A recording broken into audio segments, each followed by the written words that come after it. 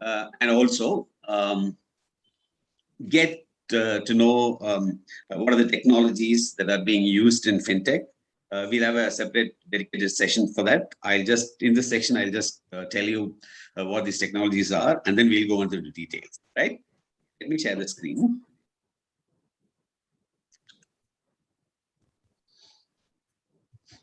Okay, you're able to see this? Yes, sir. Okay, cool. Once again.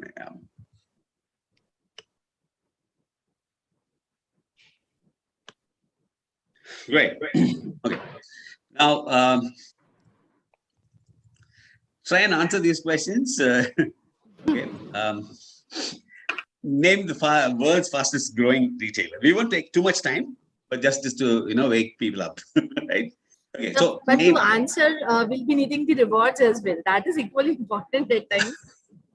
I know. Yeah. Okay. So, name the world's fastest growing retailer. You can just type that in.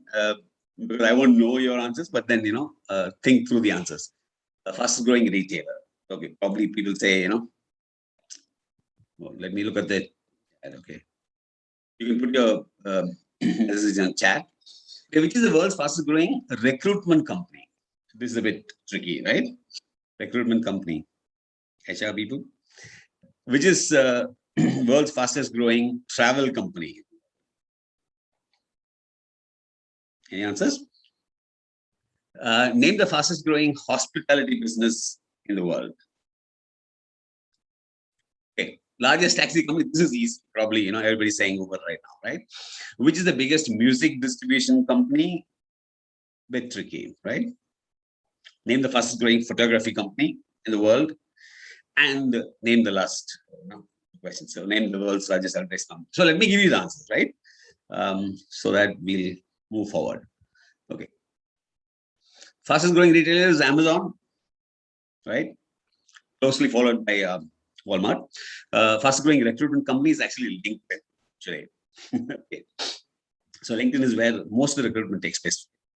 Fastest growing travel company is Kayak, Microsoft, Expedia, etc. Fastest growing hospitality business is not any hotel, but it's actually Airbnb. Okay, you know that already. Taxi company, probably Uber. Fastest music distribution company is iTunes or Spotify today. Photography company is Instagram. Okay, name the world's fastest advertising company is actually Google, because Google is making so much money on advertising. Okay.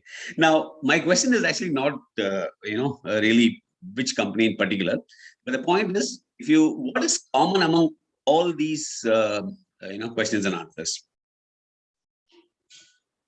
Probably you can unmute so that some people can answer. Yeah. Okay. Anybody? What is common? This is Nathan Kamble, and the common thing is these are all technology-based organizations. Absolutely, they're all online companies, right? Internet-based companies. Great. So that is the answer I was looking for. So what we're really saying is, if you take any industry, for example, in the next 5 years to 10 years time, you will find that they are all technology companies. They are all online internet companies, maybe blockchain-based companies, but they're all going to be online companies. You take any industry, for example. Okay, so so the central point here is that see, if you look at the Fortune 500 list, you'll find that most of the top companies are software companies, right? So Mark Andreessen, who was the guy who actually invented the browser, and when he was a PhD student at 17 years old, he was a PhD student at 17 at Stanford.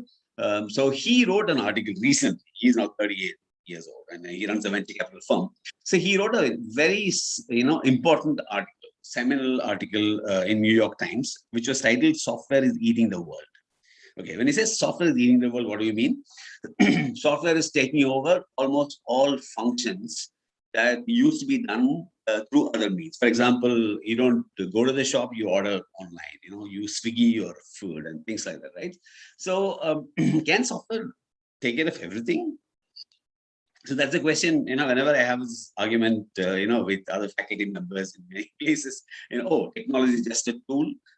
It is not going to take over the world, but this is actually not true, because I'll tell you how this works, because this is fundamental to fintech or martech or any other technologies we are going to talk about. Now, when I say software is eating the world, what software engineers do is that they take a real world problem. Like for example, you're not able to, it's 11 o'clock in the night and you're stranded in the Bangalore airport, and then you can't see any taxi, in the horizon. So you take your phone and then, with a few, button pushes, you're able to magically make a taxi appear in front of you, right? So what we have done is we have taken a real world problem, converted that into a software problem. The moment you convert something into a software problem, and programmers can just write code to solve it, right? So you can take any real world problem, convert that into a software problem, write code, and then solve it. So that's how almost all the real world problems are getting solved, right? So, for example, when I said this to one of the faculty members who were mentioning, hey, what about world hunger? Can you solve this using software? Yes, actually, somebody did that. Now, somebody created a website with a huge heap of rice on one side and the map of Africa on the other side. All you have to do is go there and then use your mouse there's a spoon or a ladle there. You just take one scoop of rice and put it in the country you want to donate this rice to. Okay, for example, Congo, base or whatever, right? Somalia. Now, you don't have to pay money at all. Okay. Can anyone tell me? And that much of rice will be given to that particular country. Can anyone tell me how that works? Okay. You don't give money. You're just taking that spoon of rice and then put it on the country map, and then the country gets it. Okay. So the way they solved it was advertising. Okay. So the site had an ad from Pepsi, Coke, whatever on the top, and then you can charge the advertiser some money, a few cents, and then with that you can buy this rice and then give it to the country. Okay. So software was able to solve world hunger. This actually happened. Okay. So if you're creative, and then a lot of new startups that are very, very creative. So what they do is they take a real world problem, convert that into a software problem, write code, and then solve. That is how software is eating the world. Okay. Now there's a huge technological tsunami that is actually attacking the business world. So all business functions like marketing, finance, HR, supply chain, operations, everything is going to be making use of software, and then lower cost, lower effort, and things like that. So software is actually eating the world. So let's look at so fintech is financial services is no exception, right? So bank, bank branches are closing down world over. Okay, the ATMs are getting closed world over. Okay, now the question is, do we really need to physically go to a bank to do it? And when was the last time you went to a bank, right? So which means that fintech is the application of emerging technologies like cloud compute, data, machine learning and AI, blockchain, even biology. I'll tell you how synthetic biology is actually playing a role in insurance. A little later when we talk about insurtech. So emerging technologies applied to the banking and financial services and insurance sector is actually called fintech. Okay. So then we look at the technological foundations for fintech. I mentioned a few technologies. We'll understand what are the fintech trends that are happening right now. Okay. Then what are the different fintech categories like bank tech, insurtech? I mentioned a couple of them. We look at all the categories of fintech. And then what is TechFin? This is another emerging phenomenon of technology companies like Amazon, Uber, and Google getting into financial services and scaring the banks today, right? Then we'll also look at all the top global fintech companies, and then we'll also look at Indian fintech. I'm sure you would have seen Indian fintech scene by now, but I'll just show you an example set of companies that are transforming the BFSI sector. Okay. So if you have any questions, please stop me, and then you can ask me, right away. Okay. Okay. So emergence of fintech. Okay. So what is the reason for all this? Why should people be bothered about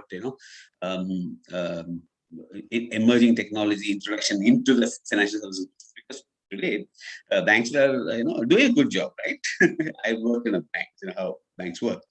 Now, the first point I want to mention is lack of financial inclusion. See, for example, I live in Chennai. For example, there is a migrant worker, from somewhere, North India. He comes and he's working for a construction company, and then on Friday he wants to send $500 to his mother. Now he can't do that with regular banking because banks will keep opening account itself. They'll ask you the entire Janampati before opening the account, right? And it takes few days, and you need to have maintain a minimum balance, and they'll charge you fine if you don't maintain a minimum balance, etc. So banks have done a pretty bad job across the world in terms of fulfilling the needs of all the population. For example, about 1/3 of the world's population are completely excluded from the financial service. They don't have banking. Especially, see, in parts of India, Bangladesh, Pakistan, a lot of countries in Africa, a lot of countries in Latin America, they don't have banks. Okay, so if you're in Latin America, a small country like Paraguay or El Salvador, etc., you people send money to the mother, and then mother has to go and withdraw cash across a city, and then sometimes traveling to another city to get the money, and then it's extremely difficult. And then people pay about 5 to 10% of the money as commission to the banks on various places, right? So very expensive. So we are not including, we are leaving out a huge population. Just imagine if you're able to bring everybody into the fold, and the economy will grow much faster, and then everybody will have enough, right? So the primary reason for fintech emergence is this, okay, lack of financial inclusion. So we need to include a lot of people inside there. That's number one. Second thing is high transaction. Well, I want to send you, right?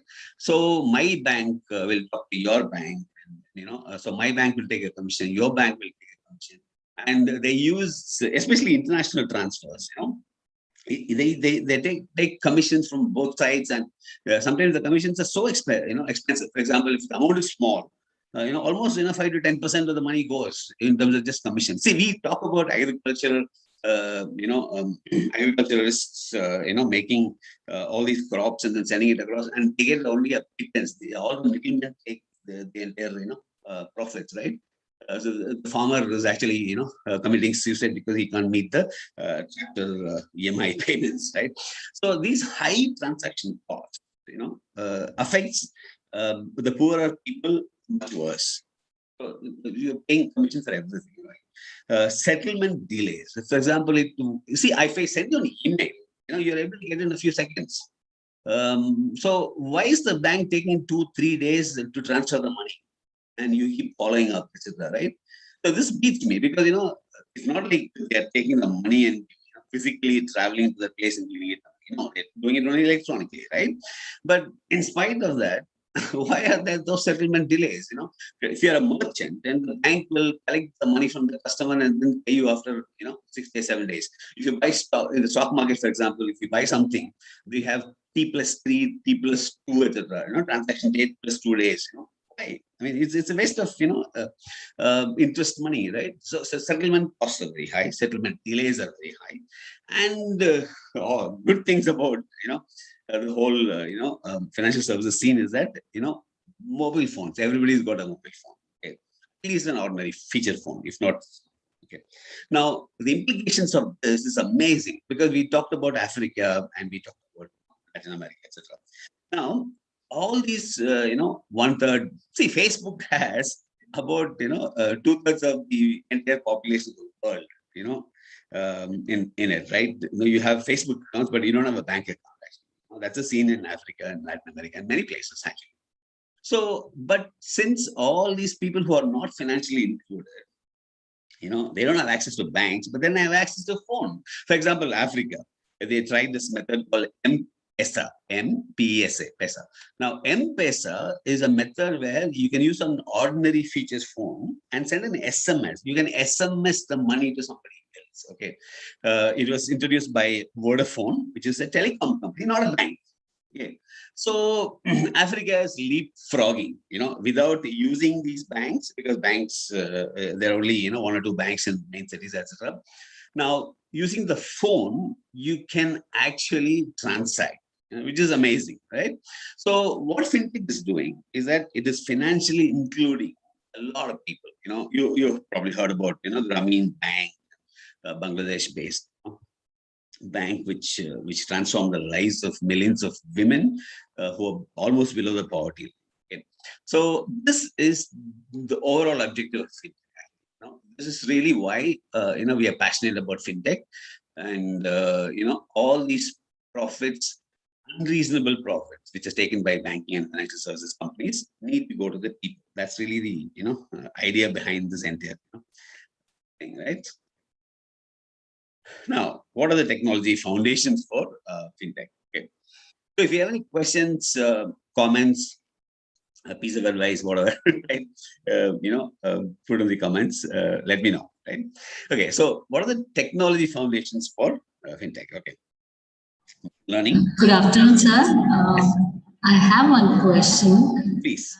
Sir, due to this fintech technology, what happens to the future of all the existing banking sector and the other financial institutions, sir? Short answer, they're going to die. Okay. Now, what happened to people, who are employed there, right? That's your real question. Then this should be destructive innovation rather. See, if you look at all the industrial revolution that happened, okay, in agriculture, the first time the industrial revolution happened in England, for example, steam engine was invented, and then based on that, spinning mills were created and textile mills, showed up everywhere, etc. Then a lot of people, from agriculture moved to the industry. Okay. They got then the certain level of urbanization that happens. In fact, many farmers lost their livelihood even then. Okay. So that was the problem. Then the computers came. So the next revolution, the second industrial revolution came. It was the invention of electricity. Now, this is very interesting because if you have electricity, see, when the steam engines were there, all the industries ran in a particular type of factory. For example, all buildings will be vertical, and then there will be a steam engine in the basement, and then the steam will come out, and then machines will run on top. Okay. Now, when electricity was invented, there is no need for a special type of buildings, because electricity could be taken from a wire, on the over the roof, etc. Now, so 90%, maybe even 98, 99% of the steam-based industries, they were very slow to change, and hence they closed down. And the electricity-based, companies started making money. So there was a destruction, like you said, creative destruction that happened. See, that was avoidable in the sense that if you're able to understand, how fast this technology is happening, and then if you're able to adapt yourself, then you could have changed. But then people don't change, right? So it's very difficult for people to change. So when the computers came, third industrial revolution, right? Computers came, and then you never needed so many people. So computers could do this without complaining. So, in fact, I was working in State Bank of India at that point in time when the computers were introduced. And then, a lot of clerical stuff used to put things inside the computers to make them, go faulty. So we used to actually call the technician and then open the computer and find a lot of pins inside. Okay. So, so people were against that. But then today you walk into any bank, everything is centrally computerized. You have, the core banking system, etc. Right? So what will happen is, people have to change pretty fast. But another important problem is the fourth industrial revolution. Right? Today you have blockchain, and then you have machine learning and artificial intelligence and things like that. So now the problem with, see, for example, television took about 30, 40 years, to become mainstream. The phones, Alexander Graham Bell created the phone, and it took probably about years. Television was faster. And then mobile phones, like 5-10 years, everybody's got a mobile phone. So AI is actually happening much faster, right? In your lifetime, you'll see that, You will not drive cars. The cost will come down dramatically. Everything, you'll see self-driving cars in the next few years, actually. Okay. So the problem with the fourth industrial revolution is that exponentially growing is pretty fast. Okay. So to answer your question, what will happen to the banks? So what happened to the telephone booths? What happened to the internet, centers? What is happening to retail stores? Bank branches are closing down.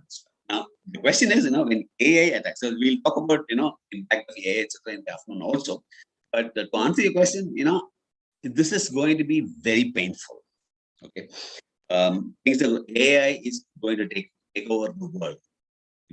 And what we are seeing now is even more complicated than one technology. So, for example, all this technology I mentioned below, like big data, cloud computing, Internet of Things, blockchain, etc., they're all converging and growing exponentially.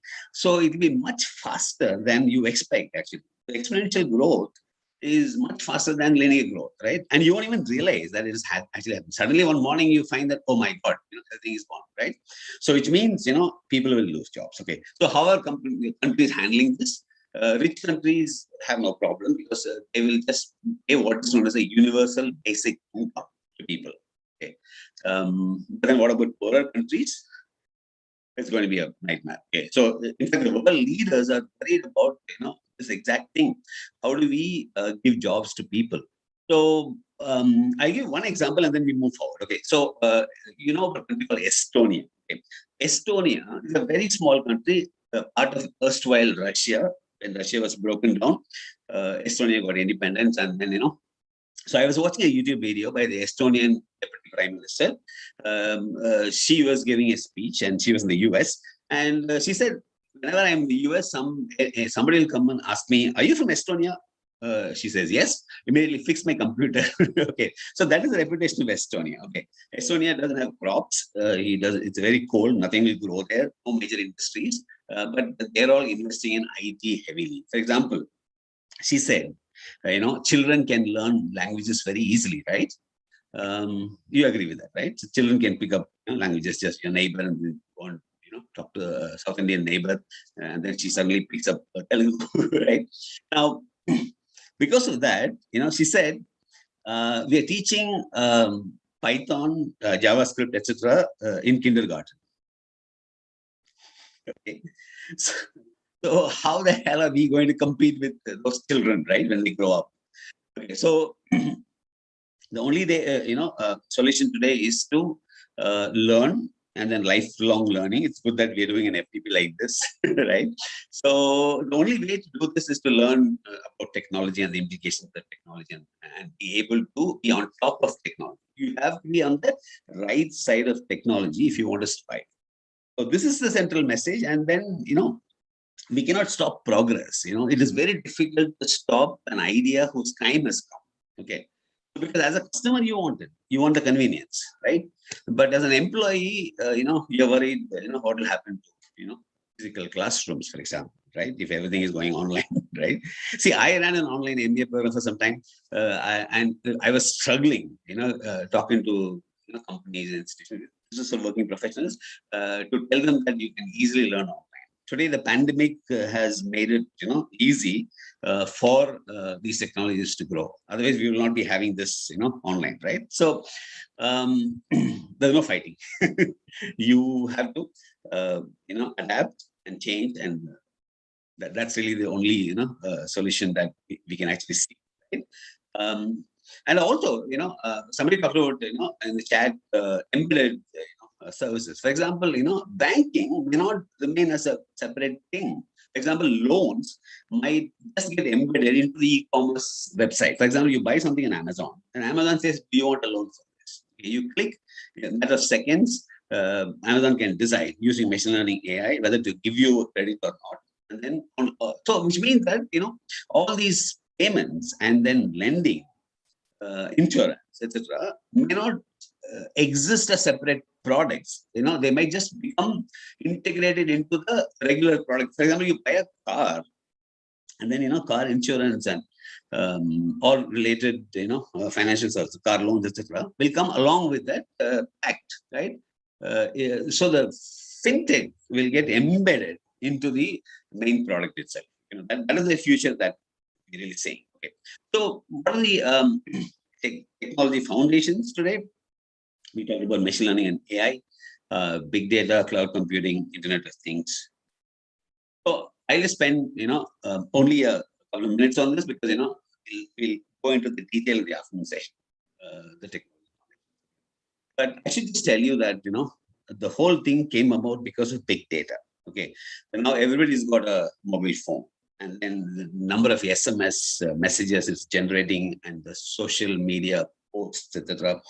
You have traffic cameras taking pictures. You have sensors in the agricultural fields, for example, measuring moisture content, wind speed in airports, and so data is getting generated by these what we call things, the Internet of Things. So you take anything and add an internet connection to it, a sensor to it, then it becomes a smart thing, right? So IoT or industrial IoT. You also have industrial Internet of Things. So these things are generating huge amount of data. Okay, now that is called big data. Now, big data, the name is a bit confusing because it's not big data. It is actually, a lot of data. So the characteristics of big data, etc., we will go into the, detail in the afternoon. But just to tell you, it's high volume of data, high velocity of data, and then variety of data. For example, if you want to know what people are thinking about your brand, suppose you are British Airways, okay? Somebody loses a baggage. And he's not going to complain to the staff. He is going to go to Twitter and then post. Okay, this particular airline sucks. They lost my baggage. Okay? Now you need to, and before you realize that message, sort of takes wings and then it goes around everywhere. Okay, so people come to know. So this is what happens with big data, and it is assisted by social media. You have Facebook, Twitter, Pinterest, everything, right? So people are forwarding this, and then before you realize it becomes a flood. Okay? So there are tools now available. Machine learning and AI can actually take this and then immediately alert you, and then you can contact the person, etc. So now big data created by so please go on. Yeah, I can hear you. Yeah, Professor Madhusami. Yeah. Is there a question? Yeah. Yeah, participants, if you are having any questions, so you can ask to sir. Somebody raised hand. So, Yeah. Dr. Madhusami. Yeah. Professor P. Mathura. Yeah, please. You can unmute yourself, sir. We have given you unmuting rights. Yeah, Professor P. Mathura. Or if you want to write in chat box, so you can write your question in chat box also. Yeah, that's fine. Perfectly fine. Yeah. You can talk so that immediately people can understand what.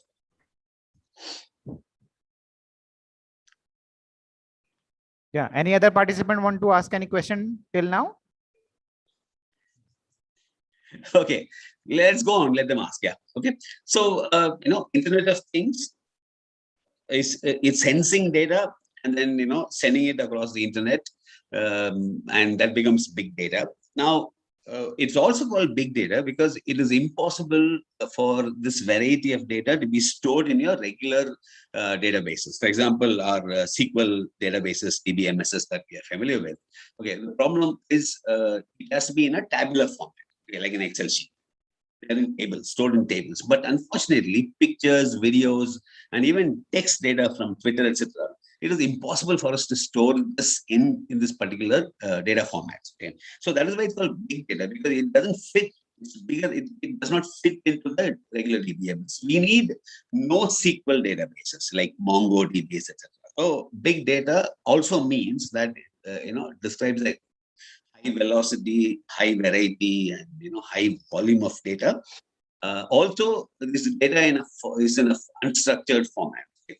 So it has to be put only in non-SQL databases. Now, now you don't have space to put all this in your computers, right? So you need to actually have cloud computing. So you have major cloud computing providers. For example, you have Amazon Web Services, you have Google, internet, services like Google Cloud Platform and Microsoft Azure, etc. We will talk about these things in detail later. But you need to understand that, they all the technologies now I've been talking about, they all work together. For example, IoT devices create the data. So mobile phones are also IoT devices in some sense, right? So, people are generating data. See, we have data. The last couple of years data is more than what data was created in the last couple of decades. Okay, so that much of data is actually coming online today. Okay, now it is a minefield of information. Actually, if you're smart, you can make use of this data. Actually, it's not a problem anymore. Right? So use big data databases and use cloud computing to store that. And now cloud computing was originally seen as only storage devices, right? So people would just store in the cloud. Okay? But then cloud computing has come a long way now. AWS and or GCP and Microsoft Web Services, they are all offering you other computing services as well. They can actually process the data. You can actually sit in a cafe coffee day restaurant and launch a website, and you can build a machine learning model with just your phone and deploy it in the cloud for people to use. Today, it is actually possible, right? So, big data, Internet of Things, computers, they all can be combined using machine learning and AI. So I'll go into machine learning and AI in the afternoon. But why is machine learning and AI so hot today? How it is changing almost every industry that we can think of. We will go into the detail. Okay, so right now, understand that these are the technologies which are seminal, they are transformative, and not to mention, leave out blockchain, because blockchain is an interesting technology. Of course, everybody knows blockchain was created along with the digital currency called Bitcoin. Of course, governments have different views about Bitcoin, etc. Cryptocurrencies are seen as a threat. The criminals can use it and things like that. Most of this is actually not true. But then, there is a fear, right? But blockchain technology is the underlying technology. So let me spend a minute on this and then we'll move forward. Okay. So what is blockchain? Blockchain is actually a chain of blocks, and each block represents a set of transactions. So suppose I send money to you, for example, and then how do you get that money? My bank has to talk to your bank. And if you're, say, in Africa, then it's a longer problem. For example, in my bank has to talk to a correspondent bank. Correspondent bank has to talk to your bank, and your bank will then communicate to you and deliver the money to you. So there are so many intermediaries in between, and then each of them will charge you money for the transaction, etc. Global fund transfers, money transfer runs into trillions of dollars. Okay, it's a huge amount of money. So that's why you'll find, if you look at fintech companies, most of the fintech companies are in the payment space. The reason for that, okay, because it's very, very profitable business. Okay, what blockchains do is they remove the intermediaries completely. You don't need a bank. You don't need any intermediary. You don't need a code. You don't need a complaint officer. Nothing. Okay. So and it's always open. No holidays. No holidays for Diwali, national. No strike. Nothing. Okay. So it is always on. It's like a global computer, and then no intermediaries are required, and it happens pretty fast, and the charges are minimal. Okay, which is an amazing thing. Okay, so blockchain is, if you talk to people in the blockchain industry, they'll tell you that blockchain is going to be bigger than the internet has been. Okay, there is no central authority. So this is called decentralized finance, or DeFi, DEFI. Okay, so DeFi is hugely growing, exponentially growing. Okay. So there are a lot of companies. Ethereum is another blockchain that is famous. And Ethereum, what Ethereum does is, it is like a global computer. Just like your iPhone has got apps, or Android phone has got apps. You can write apps. It's called dApps, distributed apps, on top of a blockchain. And then you can offer any service to anybody. Okay. For example, I can do a car loan and app and then put it on the blockchain. And then you don't need any intermediary. It is almost like a Coke vending machine. You pay money and then you get Coke. It doesn't ask you KYC. It doesn't ask you who are you, male, female, how old are you, nothing. Pay the money, you get it, right? So, of course, governments have problems with this idea because governments want to control, and banks want to have control over what is happening, etc. So, blockchain is revolutionary. It is already changing a lot of industries. It is going to change a lot more.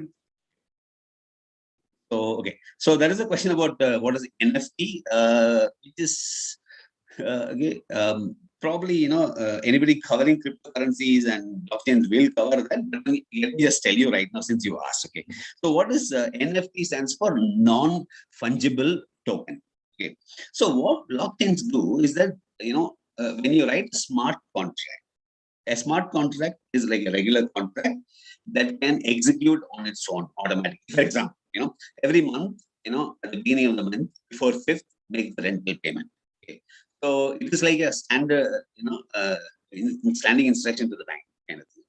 So if you have a contract, whether you have money or not, immediately your account will debit. If you don't have money, then they'll raise a legal, issue against you, right? Automatically payments will happen. Okay, so there is no follow. I'll give you another example, industry-based example, is that, suppose I am exporting something to China. I don't know the party at all. Okay. Now, how do I normally do this? I go and ask my Chinese buyer, go to your bank and get a letter of credit so that the bank will stand guarantee in case the Chinese buyer is not paying you the money after you ship the goods. Okay. Now, with a blockchain, there's no need for a bank and no need for an else. Okay, so the smart contract will automatically, once you have proof that he has received the goods, his account will get automatically debited, your account will get credited. No questions. Okay, no appeal, nothing. Automatic. So this is the smart contract. Okay, so you can generate tokens using the smart contracts. For example, Ethereum ETH is a token.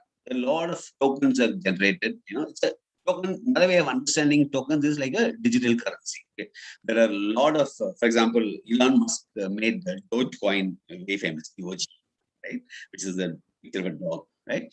Now, all these are tokens. Okay. Now they are fungible tokens, meaning if you can take a 500 rupee note from your pocket and give it to your friend, and then he can return it after 3 days, but he need not give you the same 500 rupee note with the same ID number. No, he can give you any other 500 rupee note. Okay, they are fungible, which means it can be changeable. Fungible means changeable into another thing. But non-fungible tokens are tokens that cannot be changed. For example, I have created an artwork. Okay, because I'm an artist, I'm creating an artwork. Okay, now this artwork cannot be exchanged for any other thing. Suppose I create this beautiful artwork and put it on a blockchain and then sell it to you. It becomes an NFT, a non-fungible token. It has got value. It can be bought and sold, meaning traded, but it is not fungible. Okay, you can put a price on it and people will pay some other currency to it. So it's become a very big business. There are artwork, and it could be for not just artwork. It could be anything. It could be for a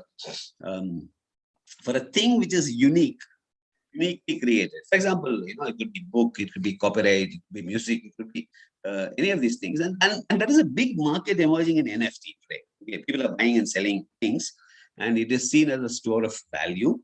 For example, there are basketball players, football players who are converting their own reputation into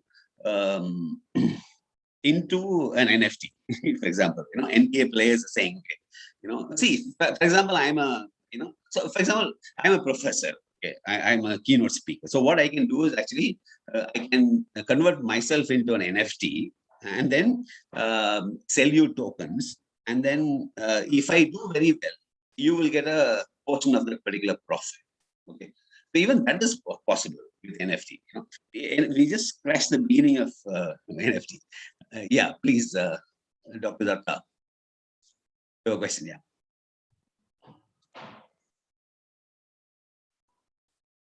You have a question, Dr. Sudeshna Datta?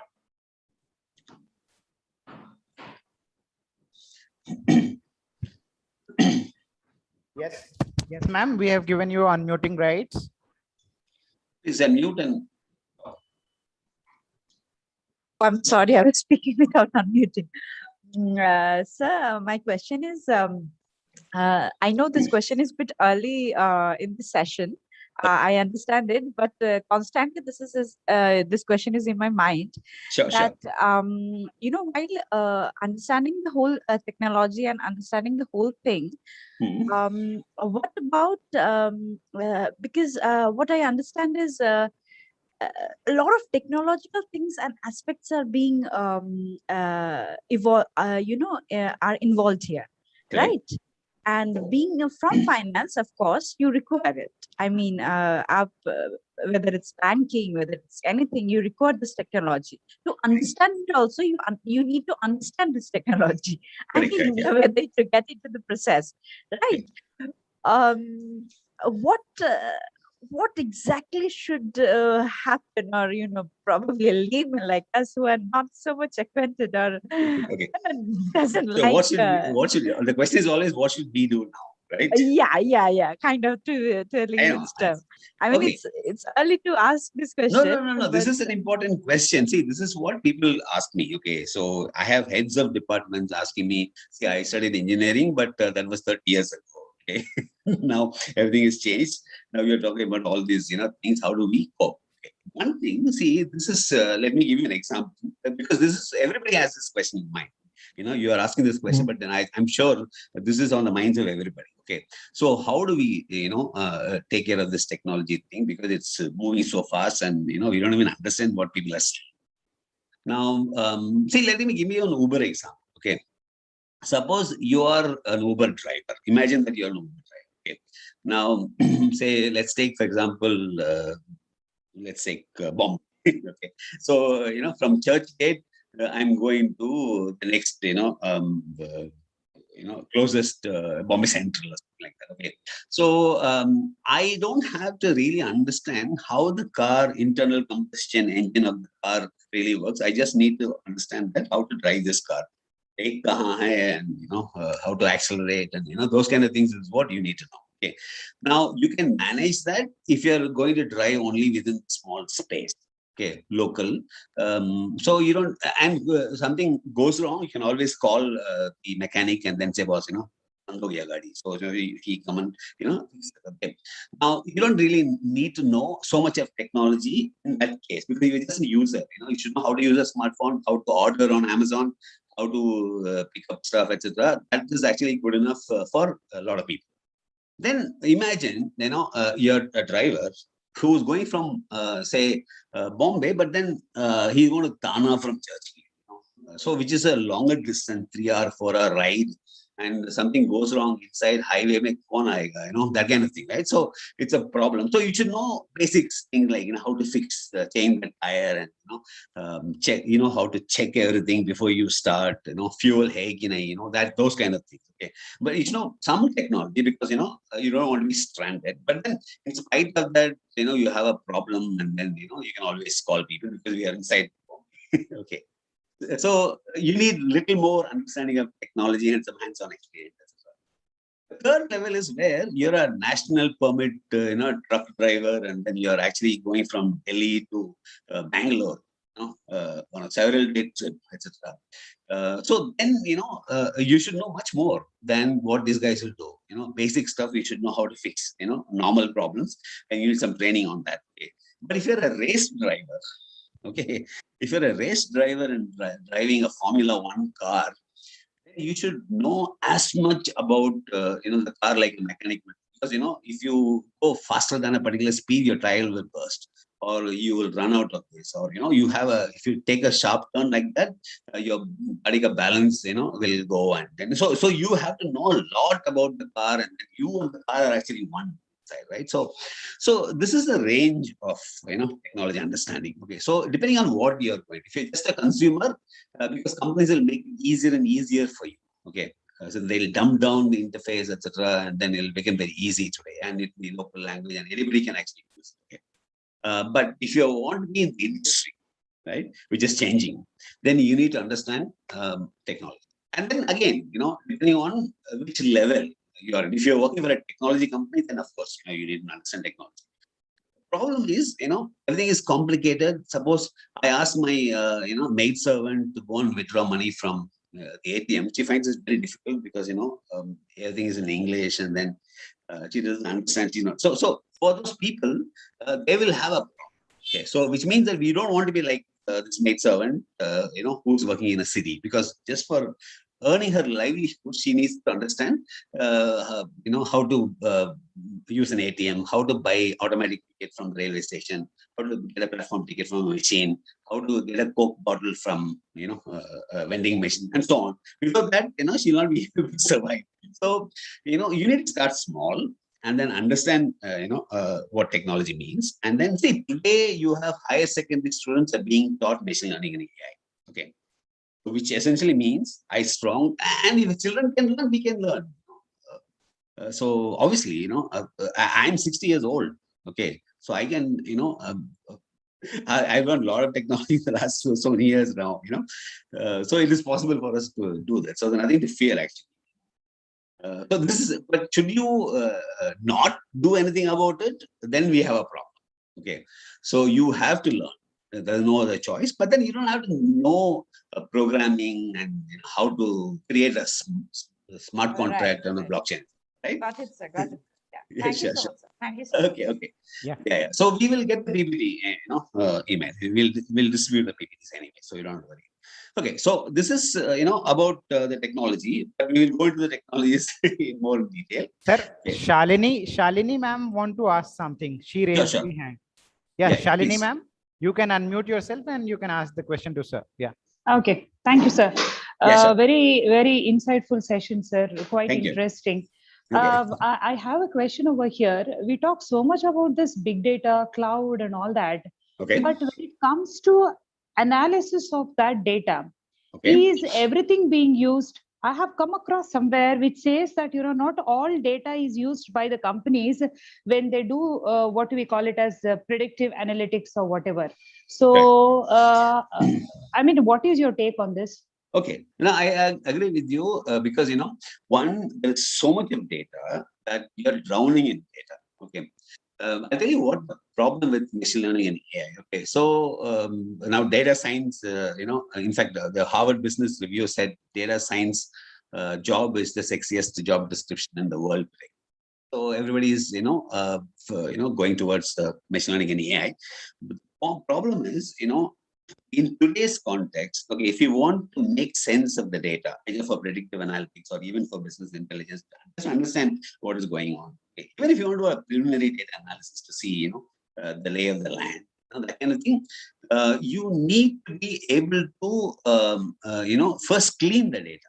Okay, so you need to clean the data. So this is the biggest problem in data science. Okay, so 90% of the data science job, is not glamorous. No, it is actually cleaning data, what we call as data wrangling, organizing it, providing missing data, because the real world data is very messy. Okay, when people say they don't fill up certain items. You get data slightly mangled. Sometimes it's not clear. The pictures are not very clear. You can't really make sense of that. Cameras, fail us, and then the internet connection lost in between, so you lose some data, etc. So you don't have this ready-made data. All you just do is just take this data and put it in an algorithm, and out comes the result. As an hota actually, right? So the problem is, the constraints that we have today is that this data wrangling part. Okay, so we need actually a lot of engineers with database understanding. This is also a very multidisciplinary kind of thing. See, whenever we talk about data science, okay, now, in fact, in the afternoon, I'll tell you how this machine learning AI works. Then you will understand this much better. But then, right now, if you search for data science in Google, you will find almost, you'll find this Venn diagram, three circles, okay, overlapping circles. One is the one's called statistics, all the stats we have studied so far. Okay, then the second thing is actually IT hacking skills, all the machine learning algorithms that we talk about. Third thing is the domain knowledge. Okay. Now, this is where the problem comes in. Okay. So unless you know all the three, you will not be able to ask the right data science question, for example. So your answers depend on the questions you ask, right? So, for example, Uber has this problem. Okay. Now you are booking a ride. Now, what should the price of this ride be? Okay, how much should I charge you? Okay. It is raining. You're actually going to the airport. So I can charge you more. Okay. But if it's not raining, if weather is fine, and then you're just going nearby for a shop, and then it's not very important. So I can't charge you so much because then you will not pay. Okay. So how do we decide dynamically on the spot in real time, what should be the price of a single? Okay. So machine learning is used for these kind of things. Actually, it takes all this data. So the point is, some companies which are born in the machine learning AI environment, they're able to use. For example, take a college like yours. Anybody, right? So you have so much of data. You're sitting on a gold mine, actually. You have data from 20 years of existence, 30 years of existence. You have parents' income. You have, what courses he studied, what was his higher secondary mark, and how did he, perform, whether he has hobbies. So if you have so much of data, if you can build a machine learning model out of that, your placement becomes very easy. Actually, you'll be able to fit the right person in the right job very easily, right? But we are not able to do that because we are just sitting on this data. It's like your kirana store, next to your house.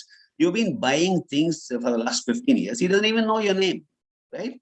So he can't send you, alerts and things like that. So which means that the data was always there. Actually, see, that's why we say data is the new oil. Okay, data is a new oil because the data is rich. But the only thing is, just like the oil, you don't dig and then take it and then put it in your car.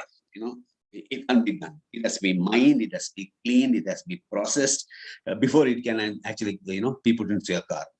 That is the biggest problem we have with companies. Okay, so companies are having enough data, but this data is not in the right format. It's not in the right sequence. It is data is missing. It's merged. It is mangled, etc. So the bottleneck today is the data data engineering problem that we have. Okay, people are working on it, and we also have not many people in the system. So suppose if you run a course on machine learning AI or data science, 90% of the jobs will be in the data engineering part, data cleaning, data wrangling, etc. So that is the constraint, and that is why companies are not able to use this data. Otherwise, once you do this, then it's very easy. But that is changing because now today companies like Amazon, Google, etc., are making it very easy for you to use the data from the cloud. As I told you, for example, you can sit in Coffee Day and then put all this data into the cloud and then you can process. There are already ready-made machine learning models available. It's like if you want to make, 10 years before, if you want to make, say, rotis, then you had to, get the wheat, grind it, and process karo, all that, right? Today, you can walk into a retail store and then buy a ready-made, chapati. All you have to do is take it and then just fry it, right? So today, things are happening like that. So in the next 5-10 years, I think, this problem will get solved because you'll have ready-made machine learning models. Did I answer the question? Yes, sir, definitely. Thank you so much. Okay. So let's look at the major trends in fintech, right? So one, banks are all scared. They should be, right? What they're doing is they're increasing their investments in technology. So they're buying technology, but in spite of that, banks are not able to compete with fintech. Let me tell you who are the major players in the fintech space, okay, so that you understand the market scenario. Okay. You have incumbent banks, okay, existing banks, financial services companies, mutual funds, insurance companies, which still follow the old trend. Okay, and then they're not technology savvy. And then you have these fintech companies like Paytm and many other companies who are emerging. They're getting venture capital companies, just like even if they're making losses, they will get money. Then you have TechFin. TechFin is actually technology companies, like large technology companies like Microsoft and Apple and Google and Uber, etc. They're all entering this market, okay, because it's very interesting and then very profitable business. Okay, so you have a question, Dr. Salaluddin. Yeah, please ask.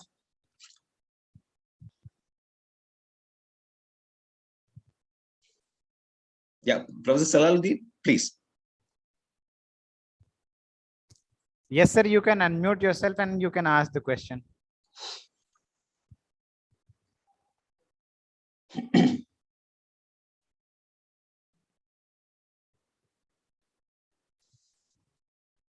Yeah, he has written first question. How fintech play a significant role to achieve financial inclusion goal of India? Okay, so this is what I've been saying, like fintech today, I gave you the example of a migrant worker who's able to send money to his mother without opening an account, just use ATM. You just need a mobile phone to do that, okay? So villages don't have, see, for a bank branch to function in a particular place, you need money. You need to find a place, pay the rent, the AC, chahiye, then you need a security guard, you need one teller, one manager, etc. Okay, it's expensive. That's why banks are not able to expand today. In fact, banks are closing down. Okay. So what will happen to all these people who have no access to regular banking? They will use the mobile phone and use. So that's why the government itself is now encouraging fintech in a big way. For example, instead of, in fact, there is a proposal right now to allow digital banks, just like in other countries. Digital banks are banks without physical branches. They will function like a bank, but then no physical branches. Okay. Then there are different categories of banks. For example, you have payment banks.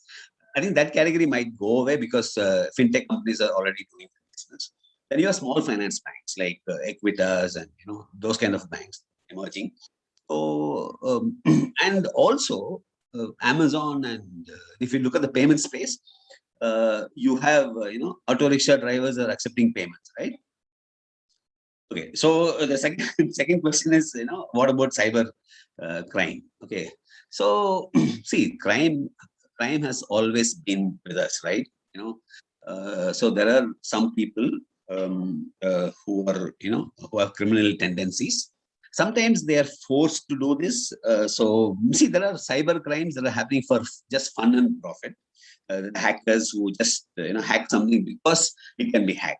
Okay, so that also has a function because it exposes the vulnerabilities in the system. So you are supposed to go and fix it. That's why we have what is known as ethical hacking. Okay, so there will always be there. The criminals were always there.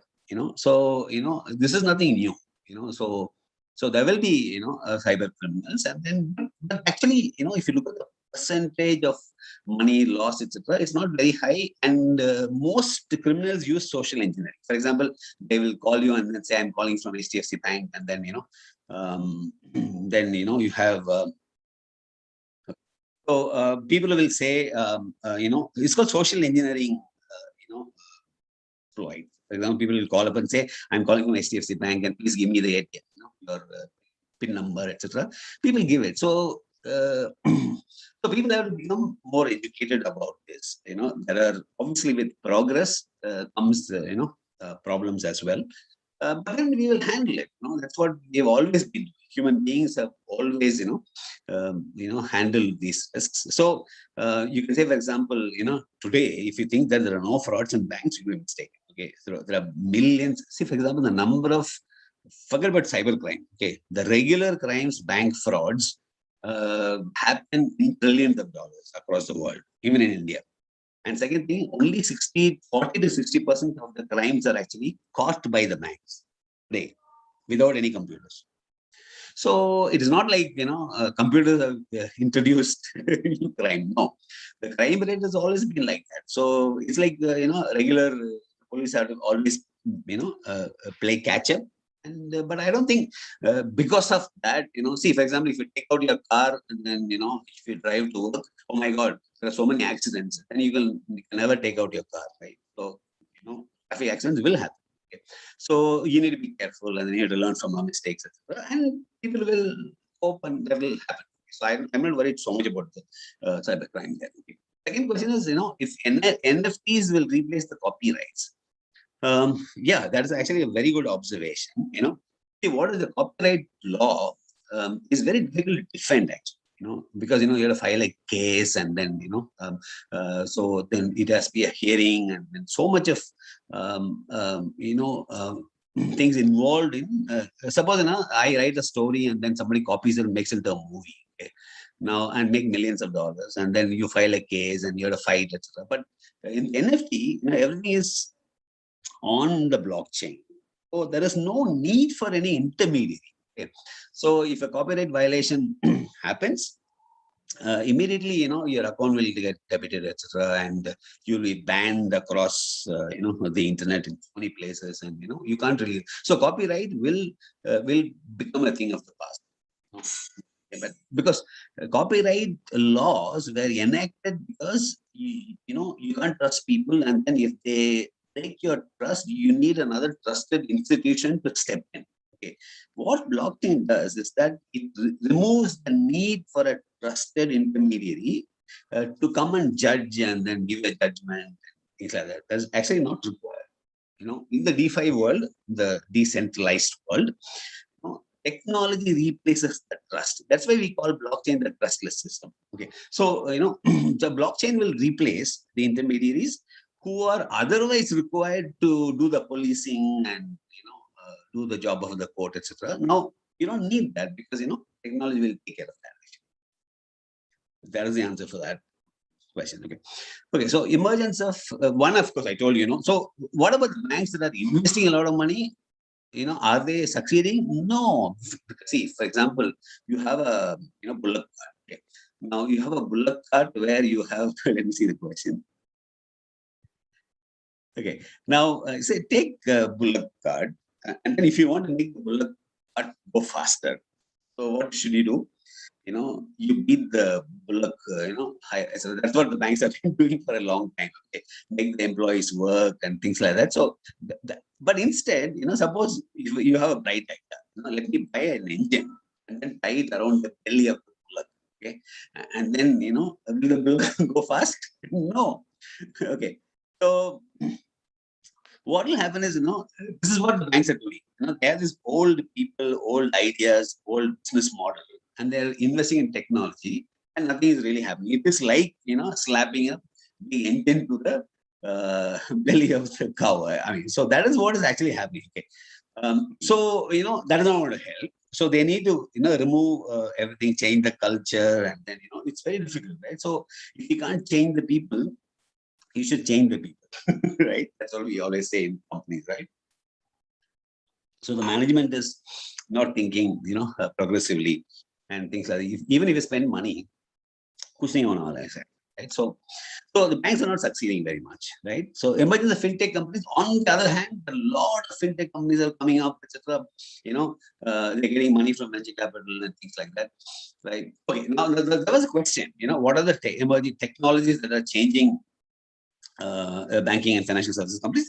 These are the technologies, right from big data, blockchain, IoT, and machine learning and AI. So biggest impact is going to be machine learning and AI because that is actually taking everything and combining it. Okay. So one more question on NFTs. The cost of creating NFTs seems to be higher with increase in supply side. Can we? Okay. So the cost of creating an NFT is not very high actually. You can, see, you can create. Okay, this is a slightly involved topic, but then since you asked me, I will explain that in 2 minutes. Okay. How do you create an NFT? Okay, so you need to actually identify the right blockchain for your NFT. Okay, and then write a smart contract, and then put your NFT. Okay. Now, Ethereum is the most popular blockchain. Yes, but unfortunately, Ethereum can be expensive because you need to pay transaction cost, which is called gas.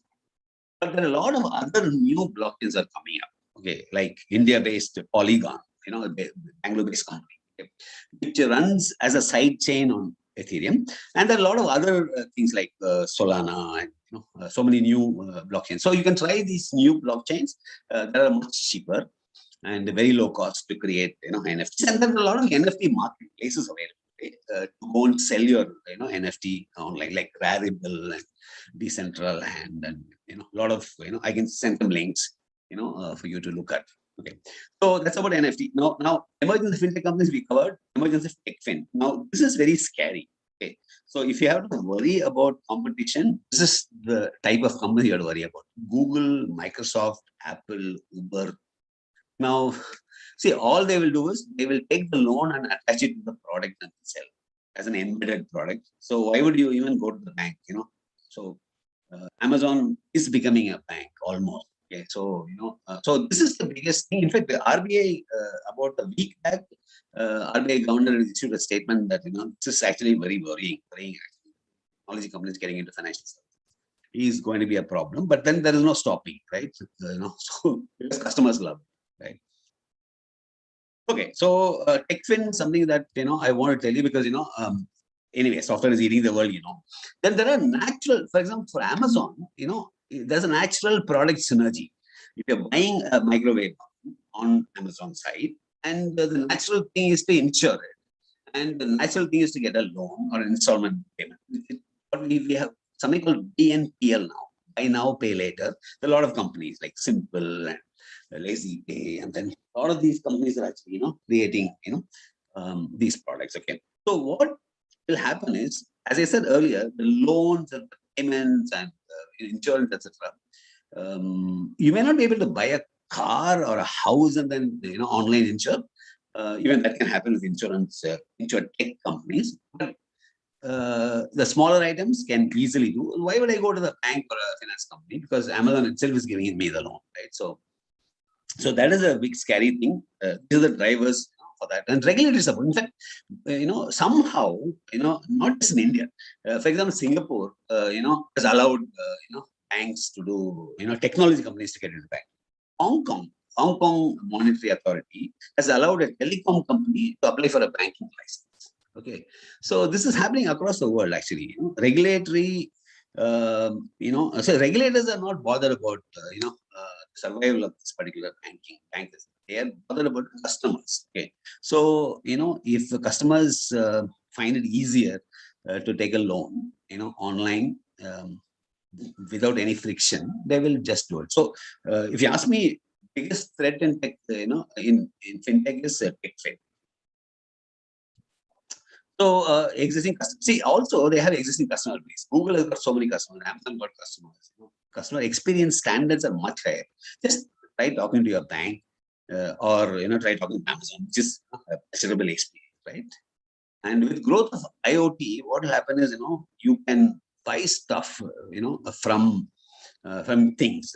I'll tell you how your fridge can actually order a milk after sensing that the milk is over. And without your interference, the whole machine can talk to another machine, and this looks like science fiction, but it's definitely going to happen because we already have the technology for it. Okay, so technology companies. In fact, Amazon is saying that in the next 10 years, about 40% of their orders will come from machines, not from people. Okay, so okay, now what are the different fintech categories? I think we're well out of time, but we'll go fast, right? So bank tech, wealth tech, insure tech, and reg tech. Okay, so bank tech is all your loans and investments that are done by deposits that are done by so impact of technology on banks, banking, called bank tech. Okay, wealth tech refers to the impact of emerging technologies on the wealth management and investment industries. I'll give you some examples of that. Okay, insure tech, life insurance and general insurance, how insure tech technology can impact insurance. And reg tech refers to the technology used by the regulatory agencies like RBI, or SEBI or SEC in the US, etc. How, because you have so many companies to manage. Now they have to use their own technology. The old methods won't work. Suppose they want to prevent fraud. Okay, how do you, if you use a blockchain technology, you can immediately find out a fraudulent transaction. So that is called reg tech. So let me go through all this very quickly. Bank tech, we talked about loans. So what are the areas of so in banks, see, I want to give an example here. See, why are banks worried? Because there is a old Chinese torture technique. It's called Lin Chi, GC. Okay, Lynchy. This method is like, the torturer will actually take a piece of paper which is very sharp. Okay, paper, it'll cut your skin and you'll start bleeding. Okay, so this is called the death by 1,000 cuts. Okay, so if somebody cuts you with a paper, right, in 1,000 places, you will just bleed to die. I mean, you'll bleed to death, but you won't even feel it actually, because it's very difficult to stop bleeding. You just die. Okay, so this is the method followed by fintech companies against banks. Okay, so fintech companies are specializing in one area. One company does only loans. Another company does only small business loans. One company does only buy now pay later. So they have actually taken the bank, unbundled it, and then attacking each slice separately. Okay. Now it's very difficult for the banks to compete. Even if you're Arjun, you will die. You can't fight. So many people at the same time, right? So, so an example, Mohammed. So you find the banks are in a similar situation. They're surrounded by these, small specialized players who are taking away business from each area of the bank. Okay, so there are two types of competition for the bank. One is a digital banks, which are physical, no physical branches, they're just digital, using a mobile app. They're also called neobanks or challenger banks. Then there's something called peer-to-peer lending. So you had to form an NBFC, non-banking financial service company, and then do peer-to-peer lending. For example, if you're a faculty and a student who needs a educational loan, you can actually give it to him because you know the guy, and then the platform is there automatically, and then you are confident. Instead of giving your money to the bank and then the bank is giving it to Malia, this is much better, right? So you don't know, for example, who they're lending. When peer-to-peer lending, you know the borrower. You can choose the type of borrower you want to lend to. So that's called peer-to-peer lending. Then payment processing and money. I told you, there's 1,000 examples of these companies. See, to put things in perspective, in India, there are about 2,200 fintech companies right now. Okay, most of them are specialized, and in fact, 60-70% of them will be in the payment processing, money transfer area, because this is a trillion-dollar market. Then there is something called DeFi lending and borrowing, which I mentioned briefly as a blockchain technology. It's called decentralized finance. No intermediaries, no banks, nothing. So you can actually, there are DeFi protocols like compound finance and Dharma, and then you have Aave, and there's several other platforms online. Today they give you an annual return of about 20%, 25%, etc. Compared to the bank deposits, which give you 1 or 2%, and in some countries it is negative. Okay, so long term, DeFi is going to be the biggest threat for banks. Okay, so let's look at wealth tech quickly. So what is wealth tech? Application of technology to investments and portfolio management. Okay, so algo trading is algorithmic trading. Okay, so you use a software algorithm that will trade automatically on behalf of you. So it doesn't sleep. It can act very quickly. Doesn't make mistakes. It is not emotional, and it doesn't get scared and then sell the stock, etc. It doesn't keep checking, what is the price of stock every time. So automatically it does that, and then it follows your strategy, and it can stop loss, etc. So algo trading is a huge thing in trading. In fact, 60 to 70% of okay, so that is a good question. So what is your view on the power of wealth tech to manage the retail investors' behavioral biases? This is a good question. I'm coming to that actually. So algo trading is using software to trade so that it doesn't get emotional. See, the retail investor is emotional, right? So he buys a stock and then you get scared, and then somebody tells you, on the lift somewhere, so this company's got a problem, etc. So you get worried, right? So, and you don't know the discipline, just hold on by something. You want a quick profit, greedy, So software doesn't have all that. Okay, you set limits, and then it's like see, it's like a self-driving car. Okay, self-driving car. So people keep asking me this question: what about self-driving car? Will it be safe, etc.? See, let me give the example of US. I don't have Indian data, but the US in the last 3-4 years, if we look at, about 200,000 people, almost 2 lakh people died of road accidents. 90% of those accidents are caused by human error, drunken driving, people not following rules and things like that. Okay. Now, once self-driving cars come, okay, self-driving cars come, it is going to be the number of deaths that will come down dramatically.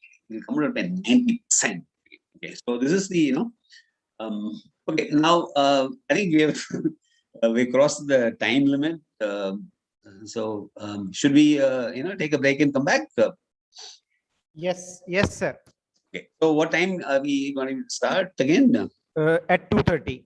2:30. Okay. I just answer one question. Can algo trading be done with crypto? Yes. Okay. There are crypto, whatever we do in the regular stock market, there are crypto exchanges like Coinbase and Huobi, etc. So you can actually have a lot of automatic bots available for crypto trading. So you can actually do crypto trading with bots. In fact, you'll be surprised. 60 to 70% of all trading today is done by machines, not people. Okay. So let's take a break and then come back at 2:30, right? So I'm not logging in. I'm going to just mute it. If you have any questions, you can probably put it on the chat and then or give it to Talisha. Okay, sir. Like so you can let me know and then we can answer that. Yeah. Okay, then see you at 2:30. Okay, thank you, sir. Thank you so much. Pleasure. And participants will be right back joining the third session of the day, which will be delivered by sir only. So we'll be meeting at 2:30. So we'll be seeing you right here, right back. Thank you so much for attending this session. Okay. Thanks, bye. See you later.